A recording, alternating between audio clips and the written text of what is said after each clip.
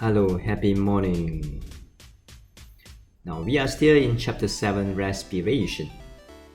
Previously, in our first chapter, in our first lesson, we talked about the internal respiration, which is also known as cellular respiration, and the external respiration actually supplies the oxygen for internal respiration to take place, and it also helps to remove the CO2 from the body. Alright, so today our focus is the relationship between external respiration and internal respiration, how oxygen goes to the cells and how CO2 goes back to the lungs. Now, so let's follow the purple line.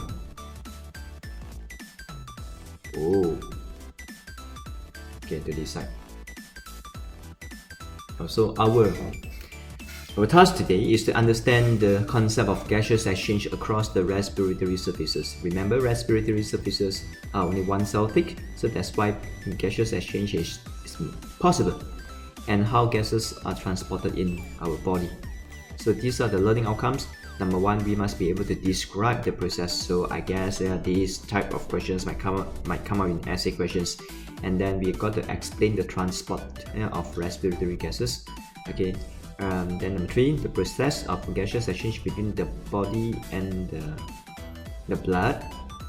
Alright, so number 1, it is between the alveoli and the capillary, and then number 2 is between the blood and the body cells. Alright, so there are actually gaseous exchange actually occurs twice here. Okay, one here and the other one here. And finally, we are to distinguish the composition, okay, the percentage of certain gases, okay, in inhale and exhale air. So today's lesson is actually quite simple. We are just going to look at this diagram. Now this is P. What is P? P is alveolus. And then on the other side we have the body cells. And then what is this loop? Now this is basically our blood circulatory system.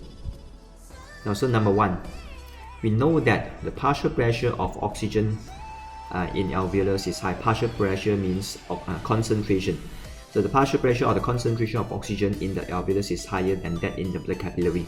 And then on the other hand, the partial pressure of CO2 or the concentration of CO2 in the blood capillary is higher than that in alveolus.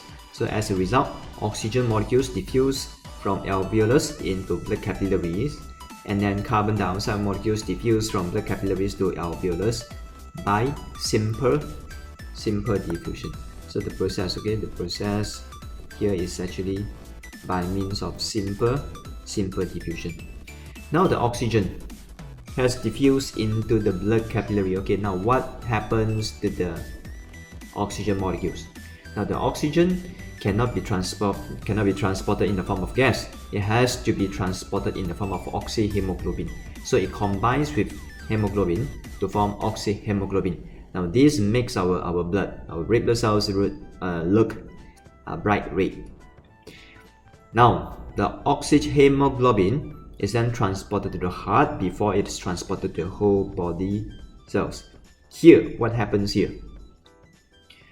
Now if you look at it carefully, yeah, I stained them, okay, with different colors, and because here the forward process takes place, and then at this side, okay, between the body cells and the blood capillaries, and basically the reverse process takes place here. Since oxyhemoglobin dissociates, that means to say, okay, breaks down, dissociate to form black oxygen and hemoglobin, and as a result, the partial pressure of oxygen in the blood capillary will be greater than the partial pressure of oxygen in the body cells, simply because oxygen is constantly used up by the cells to carry out cellular respiration. So that's why the partial pressure of oxygen in the cells must be lower. Now it again happens by means of simple diffusion. Then CO2 on the other hand is the byproduct of cellular respiration. As a result, the partial pressure of carbon dioxide in the body cells is higher than the partial pressure of carbon dioxide in the blood. So CO2 molecules diffuse out from the body cells to the blood capillary by simple diffusion. Now Yes, interesting here is carbon dioxide can be transported, in three forms. Okay, almost 70% of them are transported in the form of bicarbonate ions. The other 23%, in the form of carb, amino, hemoglobin, and the last 7%, is transported, in the form of dissolved gas. Now let's look at bicarbonate ions. Now what are they? It's HCO3. So how do we get HCO3 minus ion from carbon dioxide? We know for a fact that carbon dioxide is acidic gas. But why is it acidic? Now first of all, it dissolves in water to form carbonic acid, H2CO3. And the process is actually catalyzed by a type of enzyme known as carbonic anhydrase. Actually, this is not in the syllabus, but just so that you know, this process is catalyzed by enzymes. Alright, and H2CO3, as we have learned in chemistry, this is actually a weak acid, so it dissociates partially to form H plus and HCO3 minus. Now, this is known as a bicarbonate ion or hydrogen carbonic ions.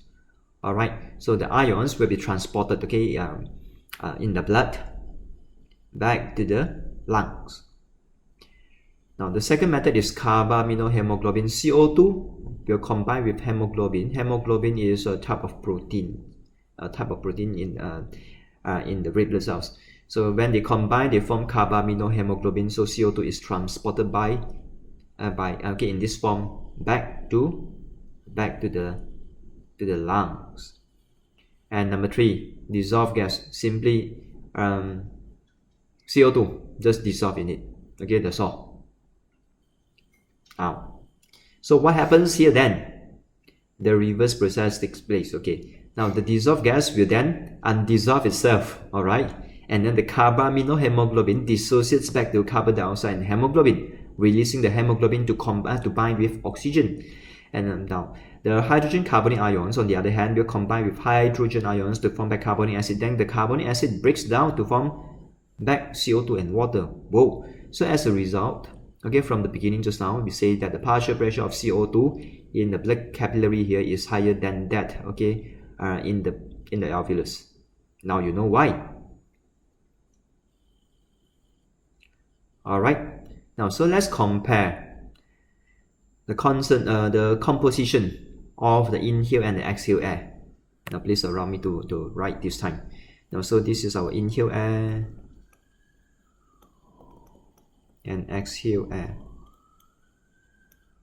So the inhale air basically has 70% of nitrogen, definitely, because we know atmospheric air has roughly about 70% of nitrogen gas.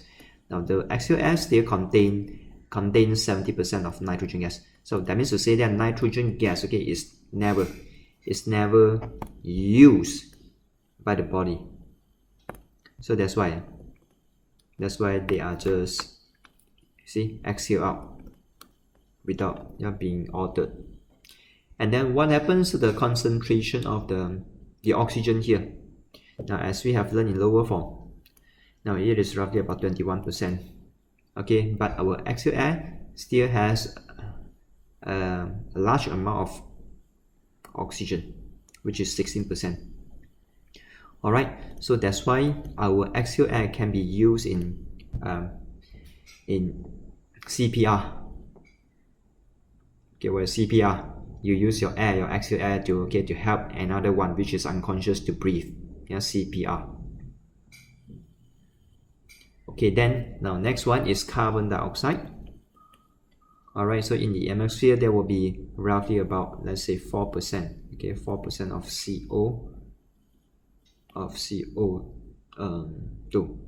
And then in the exhale air, alright, so it will drop to, I'm sorry, this is 0.03%.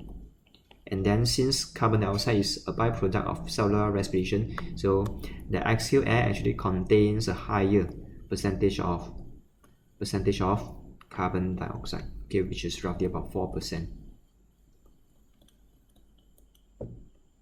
Okay, now what about the vapor, the concentration of the water vapor? So in the inhale air, of course, it is still a variable. Water vapor in the inhale air, which is as the same as the water vapor concentration in the atmospheric air. Okay, in Malaysia, actually the concentration of the water vapor, or we say the humidity, is actually quite high. Okay, it can be 80 to 90 or sometimes above 90%. And then in exhale air, definitely it is greater. Alright, must be greater than that in the atmospheric air water vapor concentration. Now, so this is what we need to find out. And perhaps you might wonder, okay, how do we determine the concentration of the CO2 and oxygen in our inhale air or the exhale air? Now this one will be shown in an experiment known as the J-tube experiment. Now this one you can actually refer to your practical book. Alright, so the task for this lesson is to find out what the J-tube experiment is. In this experiment, we are going to use potassium hydroxide as well as potassium pyrogalate solution to determine the concentration or the partial pressure of oxygen and CO2. What are they? So it's your job. Alright, so find out and share with me in our next class. Thank you so much. Now before we leave, let's go through again. Now, do you know what are the respiratory gases? Okay, you say CO2 and oxygen. Wow, that's good.